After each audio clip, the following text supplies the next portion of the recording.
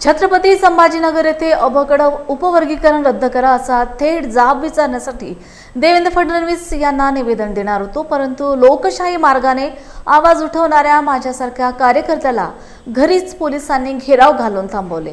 हा प्रकार अत्यंत गंभीर आहे।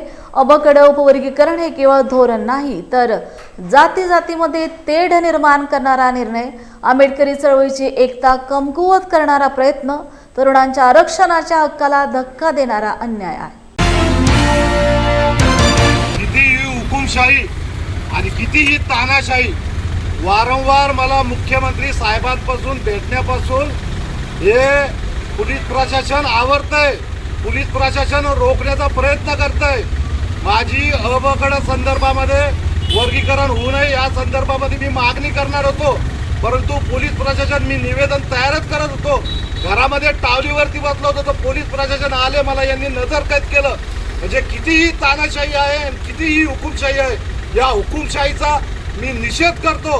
आणि जे काही उपवर्गीकरणाच्या माध्यमातून चालू आहे, आरक्षण खुळखुळं करणं चालू आहे, जातीमध्ये तेढ निर्माण करू चालू आहे, यामध्ये जातीमध्ये वाद निर्माण होणार आहे। या संदर्भामध्ये मी कडाक्यानं मुख्यमंत्री साहेबांना जाब विचारणार होतो, परंतु मला वारंवार पोलीस प्रशासन मुख्यमंत्री साहेबांपासून भेटण्यापासून मला रोखतंय। याचा मी धिक्कार करतो, जाहीर निषेध करतो। आणि उस्मानपुराचे PI साहेब ही तुमची सामान्य कार्यकर्त्याला दिलेली ही वागणूक ही अतिशय चुकीची आहे। आणि या उपवर्गीकरणाच्या विरोधामध्ये आम्ही थेट मंत्रालयापर्यंत जाब विचारण्यासाठी जाणार आहोत। तुम्ही या ठिकाणी रोखलं, पण बाहेर या पॅंथरला रोखू शकणार नाही असं आव्हान मी पोटतिडकीनं करतो।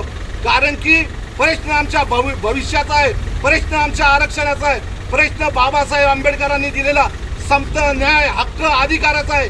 या संदर्भामध्ये पॅंथर आवाज उचलल्याशिवाय राहणार नाही।